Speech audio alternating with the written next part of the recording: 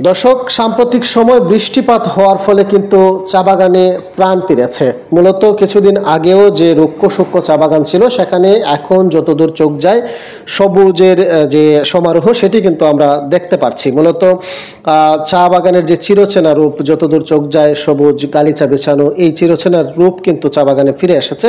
মূলত যেহেতু কিছুদিন ধরেই বৃষ্টিপাত হচ্ছে, যেহেতু চা শিল্প বৃষ্টি নির্ভর, সে কারণে মূলত চা বাগানের এই সবুজ সমারোহের যে দৃশ্য সেটি তৈরি হয়েছে।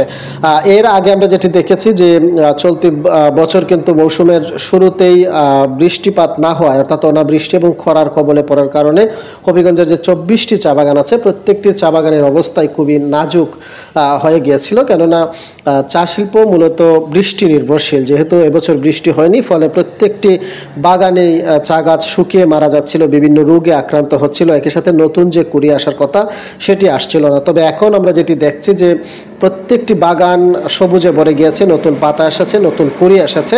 সেগুলো কিন্তু শ্রমিকরা কিছুদিনের মধ্যেই তুলে ফেলবেন এবং বৃষ্টিপাত যেটি শুরু হয়েছে সেটি যদি অব্যাহত থাকে তাহলে নতুন আরও যে কুড়ি আসার কথা সেটি কিন্তু আসবে। যদি শুরু থেকে একটু বলতে চাই, হবিগঞ্জে 24টি চা বাগান রয়েছে, যেগুলোতে মার্চ মাস পর্যন্ত যে পরিমাণ উৎপাদন করার কথা ছিল সেই উৎপাদন কমে গিয়েছিল 80%। মাত্র 20% পাতা উত্তোলন করা সম্ভব হয়েছিল। যেহেতু নতুন পাতা আসেনি, একই সাথে খরা অনাবৃষ্টি সবকিছু মিলিয়ে চা শিল্প একেবারেই হুমকির মুখে পড়ে গিয়েছিল এবং চা শিল্পের সাথে সংশ্লিষ্ট যারা ছিলেন তারা অনেকটাই হতাশ হয়ে পড়েছিলেন। কেননা এমনিতেই প্রতি বছর আসলে লোকসানের দিকেই যাচ্ছে বাগান কর্তৃপক্ষ। এর মধ্যে এই বছর মার্চ মাস পর্যন্ত একেবারে 80% উৎপাদন কমে গিয়েছিল। সেটি নিয়ে আসলে চরম দুশ্চিন্তায় ছিলেন যে মালিক পক্ষ। তবে সবশেষ যেহেতু এখন বৃষ্টিপাত হচ্ছে এবং নতুন পাতা এসেছে, সেই ক্ষেত্রে তাদের যে লোকসান সেটি হয়তো বা কাটিয়ে উঠতে পারেন।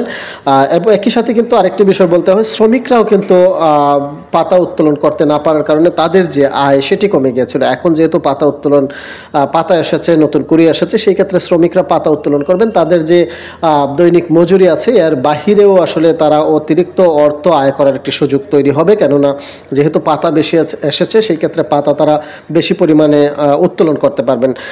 এবছর কিন্তু হবিগঞ্জ জেলাতে 103 মিলিয়ন কেজি, অর্থাৎ 103 লাখ কেজি পাতা উৎপাদনের লক্ষ্যমাত্রা নির্ধারণ করা হয়েছিল। তবে মৌসুমের শুরুতে যেহেতু বড় ধরনের ধাক্কা খেতে হয়েছে, সেই ক্ষেত্রে আসলে এই যে লক্ষ্যমাত্রা সেটি আসলে অর্জন হবে কিনা সেটি নিয়ে একটি শঙ্কা বা একটি সংশয় থেকেই গেছে। তারপরেও বাগান সংশ্লিষ্ট যারা রয়েছেন তারা বলছেন যে যেহেতু এখন বাগানের পরিবর্তন ঘটছে, সেই ক্ষেত্রে নতুন পাতা আসলে এবং আগামী মৌসুমের যে সময়টুকু রয়েছে সেই সময়টুকুতে যদি বৃষ্টিপাত স্বাভাবিকভাবে থাকে, বৃষ্টির যে রেশিও সেটি যদি স্বাভাবিক থাকে, সেই ক্ষেত্রে তাদের যে লক্ষ্যমাত্রা সেটি আসলে অর্জন করা সম্ভব হবে। অন্যথায় আসলে এই লক্ষ্যমাত্রা অর্জন করা তাদের জন্য খুব কঠিন হয়ে যাবে।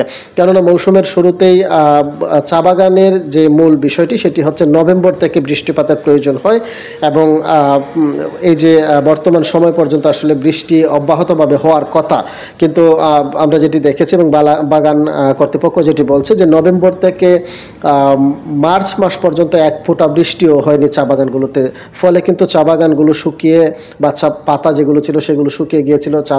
চা গাছের যে ডালগুলো ছিল, কাণ্ডগুলো ছিল, সেগুলো শুকিয়ে গিয়েছিল। সবশেষ যেহেতু যেটি হয়েছিল যে অনেক বাগান কর্তৃপক্ষ আসলে তাদের যে কারখানা সেটি আসলে চালু করতে পারেননি, উৎপাদন এতটাই কমে গিয়েছিল। যেহেতু এখন বৃষ্টি হয়েছে, নতুন কুড়ি আসতে শুরু করেছে এবং অনেক বাগানে নতুন কুড়ি এসেছে, সবুজে ভরে উঠেছে চা বাগান, সেই ক্ষেত্রে এখন তাদের যে উৎপাদন সেটি আসলে স্বাভাবিক পর্যায়ে যাবে এমনটাই প্রত্যাশা করছেন। একই সাথে যেটি বলছিলাম যে শ্রমিকরাও প্রত্যাশা করছেন তাদের আয় বাড়বে, কেননা তাদের যে নির্ধারিত পাতা উত্তোলনের পরিমাণ এর বাহিরে আসলে তারা অতিরিক্ত পাতা উত্তোলন করতে পারবেন। সেই ক্ষেত্রে তাদের যে দৈনিক মজুরি এর বাহিরে আসলে অতিরিক্ত অর্থ আয়ের একটি সম্ভাবনা তৈরি হবে।